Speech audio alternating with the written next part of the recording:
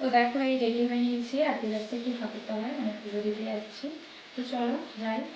তো দেখো আমার ছেলে কিন্তু রেডি হয়ে নিয়েছে, তো এখনও বাইরে দাঁড়িয়ে আছে, ওর ঠাম্মির সাথে কি গল্প করছিল।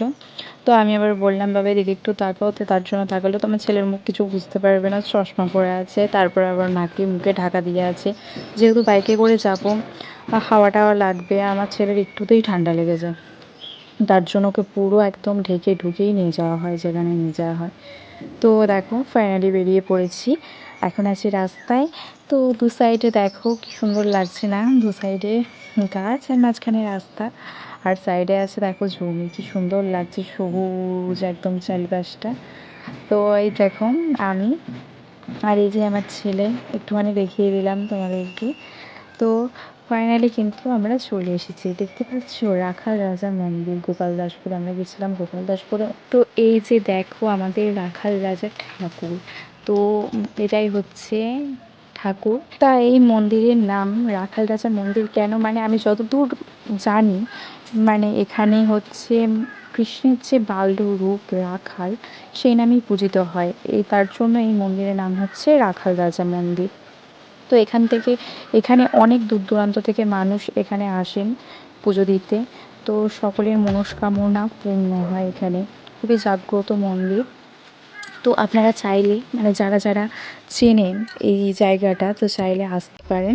তো জায়গাটা মানে বদ্যিপুর সংলগ্ন এলাকাতেই মানে মন্দিরটা অবস্থিত।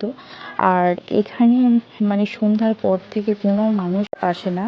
তো যতটুকুনি আমি জানি যে এখানে নাকি সন্ধ্যার পর থেকে কোনো মানুষ এলে তার অমঙ্গল হতে পারে, তার জন্য এখানে সন্ধ্যার পর থেকে কোনো মানুষ যায় না, ওই জায়গায় কোনো মানুষ যায় না।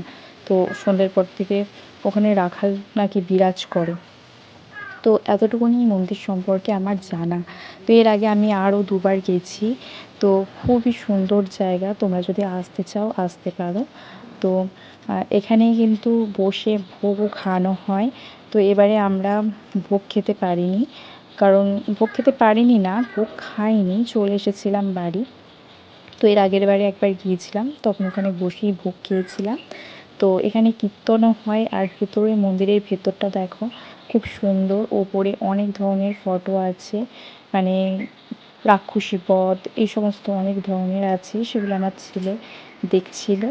আর আমি সকাল সকাল যেহেতু গেছি, আমার পুজো দেওয়া সকাল সকাল হয়ে গেছে, এবং চারপাশটা এত সুন্দর জায়গা, না ঘুরলে মন ভরবে না, এসে টাইম নিয়ে ঘুরিয়ে মন্দির দেখতে হবে। তো চলো আজকের ভ্লগটা এতটুকুনি। যদি আমার ভ্লগ তোমাদের ভালো লেগে থাকে তাহলে অবশ্যই লাইক, কমেন্ট এবং সঙ্গে কিন্তু সাবস্ক্রাইব করতে একদম ভুলো না। তো এই ধরনের আরও নতুন নতুন ভ্লগ তোমাদের সামনে আসবে, তোমরা যদি ভালোবাসো আমাকে, আমি আরও উৎসাহিত হব তোমাদেরকে অনেক অনেক ভ্লগ দেওয়ার। তো এভাবেই পাশে থাকবে, ভালোবাসা দেবে এবং আমাকে এগিয়ে যেতে সাহায্য করবে। তো ভালো থেকো তোমরা, সুস্থ থেকো এবং সব সময় আমার এভাবেই পাশে থেকো। তো চলো, টাটা।